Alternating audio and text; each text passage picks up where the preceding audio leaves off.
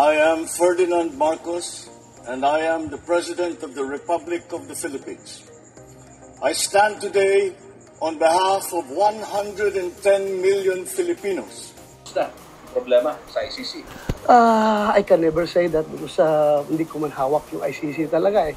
Basta ako, handa lang ako na just in case mag-issue sila ng warrant of arrest laban sa akin, laban sa amin, I am ready to challenge them before the Supreme Court. Hihingi ako I will seek judicial relief from Supreme Court if indeed itong ICC ba talaga ay mayroong jurisdiction sa ating bansa. So yun mga kababayan, narinig nyo siguro ang sinabi ni Bato, ito interview niya sa Channel News 5 last March 11, 2025. Pagkatapos yata itong paghuli kay Digong, nagpa-interview, correct me if I'm wrong. So sabi niya nga, handa naman siya. So ito, abangan po natin kung ito po ay talagang mayroong darating anumang oras ngayon itong warrant ng ICC laban sa kanya, titingnan natin kung panindigan niya yung sinabi niya. So dahil dyan mga kababayan, ito may sinasabi dito si Attorney Conte. Tingnan nyo to, basahin ko ayan po sinabi ni Attorney Conte. Pinakamainam kay Senator Ronald De La Rosa na voluntary mag-participate o mag-submit. Ayan voluntary mag-participate o mag-submit sa jurisdiction ng ICC. You see mga beswa, sabi po ng One News, today is November 8, 2025. So dahil dito, para ma-complete detalyado, ayan surrender, hindi extradition. Agoy. International Criminal Court ICC Assistant to Counsel Attorney Cristina Conti on Saturday said that it would be best for Senator De La Rosa to voluntarily participate or submit to the jurisdiction of the ICC. Di ba? Mas magandang ganun. Huwag mo na hintayin na kalampagin ka pa. This comes following reports that ICC has an issue on a warrant arrest warrant for De La Rosa in connection with the Duterte administration war on drug. In Facebook post, Conte clarified that if De La Rosa is apprehended, the process would involve surrender, not extradition, because the ICC is an international court, not the sovereign state. Tama. Extradition applies only to foreign warrants of arrest, which require local courts processes. Ayan, whereas surrender is a form of cooperation with the ICC for both member and non-member state. Agay. Parang naalala ko tuloy si Kibuloy. Kaya abangan po natin yan kung siya po ay ma-extradite. Nako po, si Kibuloy, mga besa. Kasi hinihiling ng US yun, correct me if I'm wrong. Naharapin ang kaso niya doon. Nako, ayan na. Conte also emphasized that the Senate should not protect De La Rosa, especially since he has not submitted any response to the charge. Kaya nga, di ba? Dapat ito, I think sa Senate naman may sinabi po si Senator Soto. Basahin ko po sa inyo maya-maya. Hindi dapat basta-basta protektahan ng Senado si De La Rosa dahil mabigat ang paratang at wala namang sinasubmit si De La Rosa na patungkol sa kaso. Ang Senado ay hindi kanlungan ng mga kriminal, ng mga mamatay tao o magnanakaw. She said, nako, paktay tayo ni mga bes. Ayan Oo nga, tama naman siya mga kababayan. Tama yung sinabi niya. Pag ang isang tao, kriminal, at mamatay tao, hindi mo na kailangan kanlungin o paboran. Totoo yun. Hindi kailangan yun Hindi mo kailangan paboran.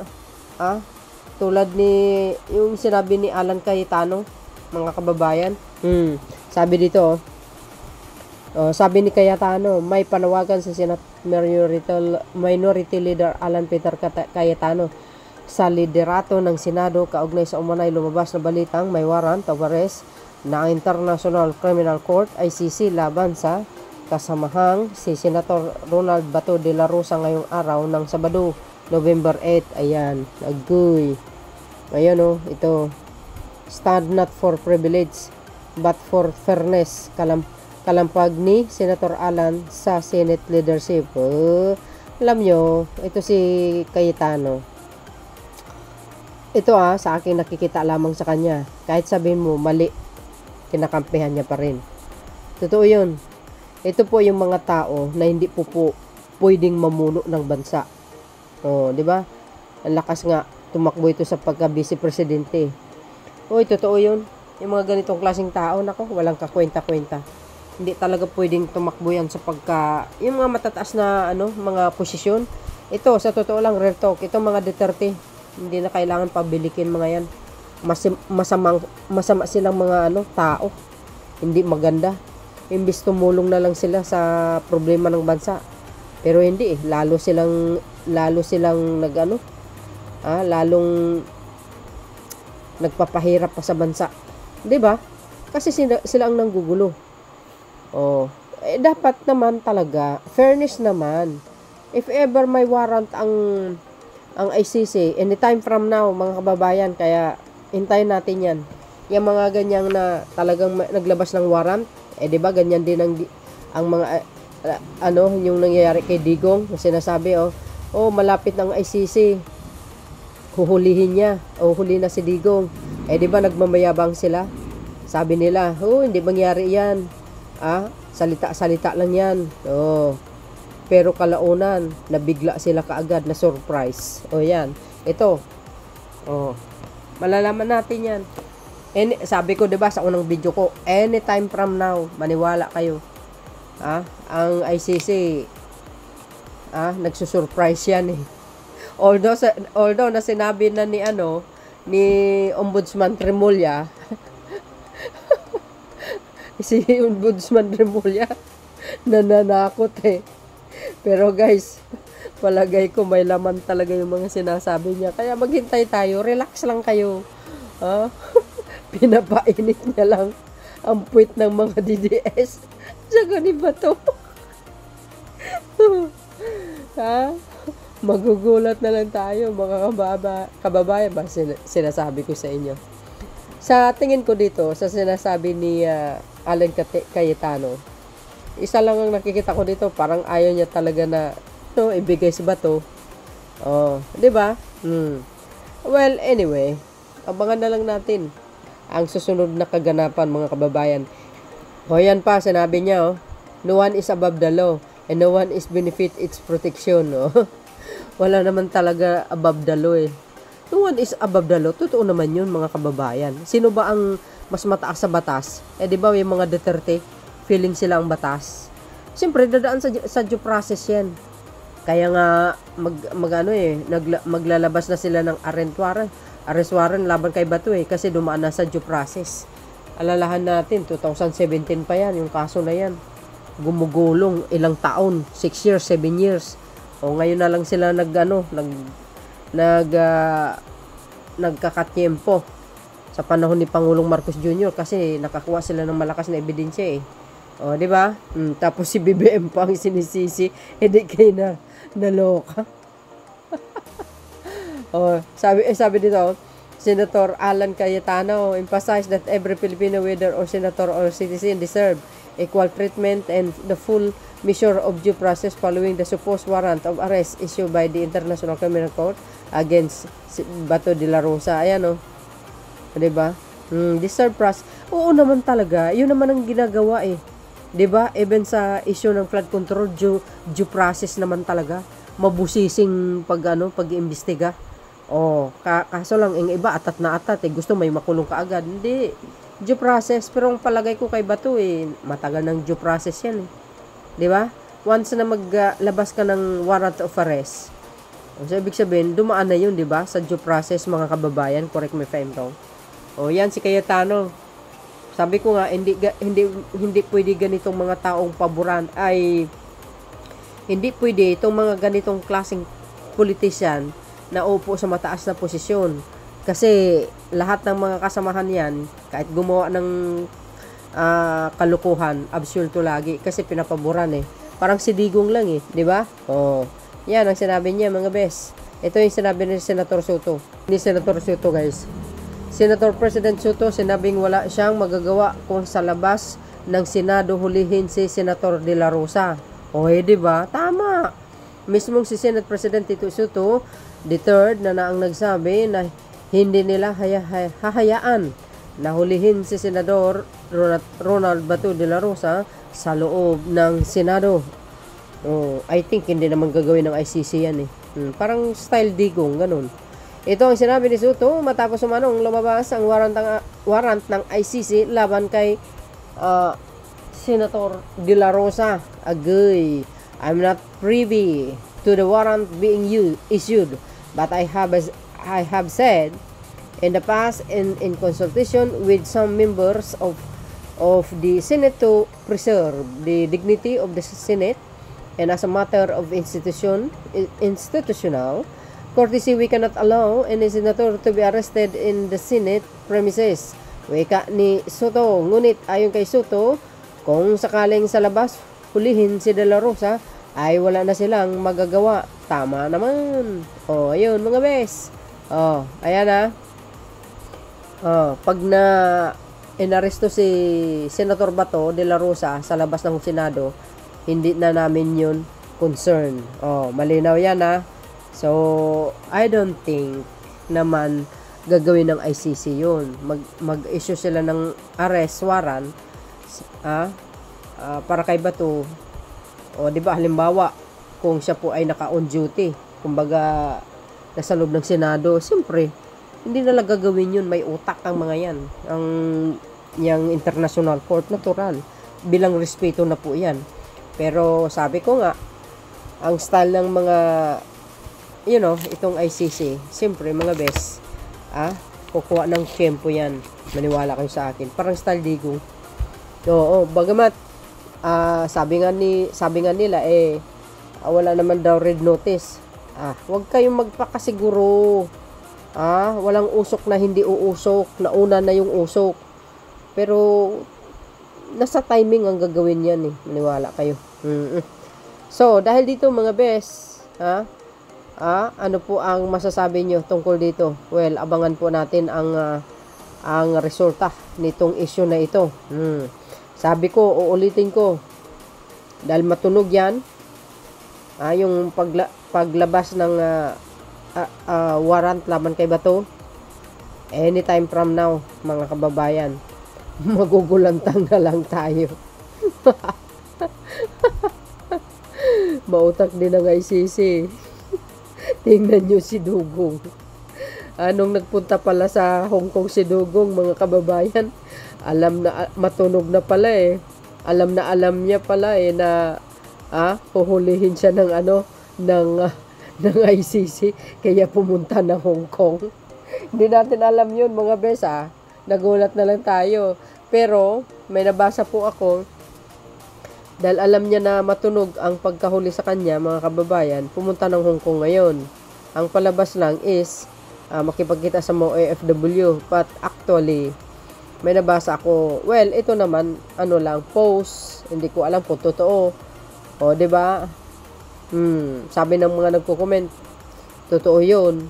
O, ito, hindi naman confirm, pero nabasa ko talaga na humingi yata siya ng asylum doon, kanya lang, hindi siya pinagbigyan. O, kung may katotohanan man yan, nilaglag ka ni Chihuahua.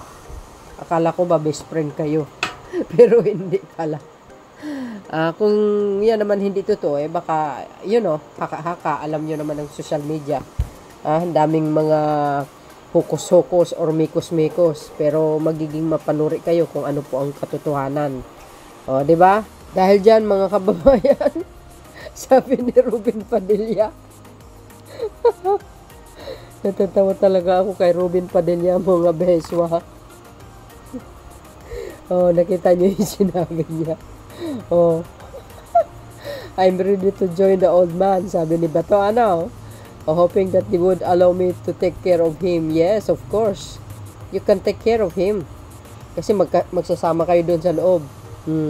Kahintay mo na lang yung takdang oras na arestuhin ka. Panindigan mo yung sinabi mo, Senator Bato. Makikipag-cooperate ka na lang, sabi ni ay makipag-participate ka na rin, sabi ni Attorney Conte. Ito sabi ni Padilla. Ito, kung sa Ilocano pa, pasalsali ato eh.